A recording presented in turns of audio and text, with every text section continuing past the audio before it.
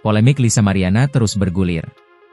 Setelah menggugat Ridwan Kamil dengan nilai fantastis 100 miliar rupiah atas dugaan sebagai ayah dari anaknya, muncul klaim baru dari pengusaha Revelino Tuase. Ia mengungkap bahwa Lisa pernah memintanya mengakui tanggung jawab atas kehamilan itu. Model Lisa Mariana disebut-sebut sampai 4 kali meyakinkan pengusaha Revelino Tuase soal anaknya. Dikatakan Revelino Tuase, Lisa Mariana pernah mengaku mengandung anaknya.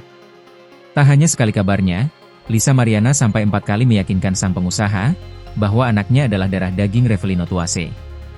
4 kali diyakinkan bahwa itu ada saksi yang mendengar dan yang melihat pada saat itu diyakinkan sebagai anak beliau, Revelino, tambah sang kuasa hukum. Bahkan sang kuasa hukum mengaku ada saksi yang melihat dan mendengar tatkala Lisa Mariana menyebut anaknya adalah darah daging Revelino. Kabarnya momen itu terjadi jauh sebelum Lisa Mariana bertemu dengan Ridwan Kamil, RK. Diyakinkannya itu sebelum ketemu RK itu ya. Kalau LM itu mau bukti, ayo kita adu buktikan. Lanjut Fikri menyebut Lisa Mariana mengaku hamil kepada Revelino pada Mei 2021. Karena itulah, ia menduga Lisa sudah hamil saat bertemu dengan Ridwan Kamil.